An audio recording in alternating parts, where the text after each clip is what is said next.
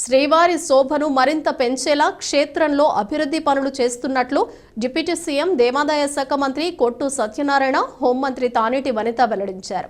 కొండపైన 16.70 కోట్లతో చేపట్టిన పలు అభివృద్ధి పనులకు శంకుస్థాపనలు, ప్రారంభోత్సవాలు ఘనంగా నిర్వహించారు.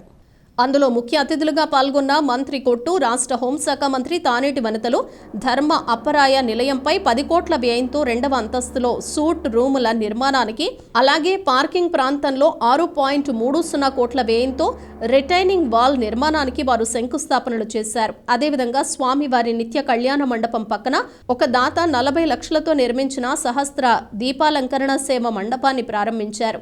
ఆ తర్వాత ఆలయ ఈవో వేండ్ర త్రినాథరావు, ఈఈడివి భాస్కర్లు అభివృద్ధి పనులకు సంబంధించిన ప్లాన్లను మంత్రులకు వివరించారు.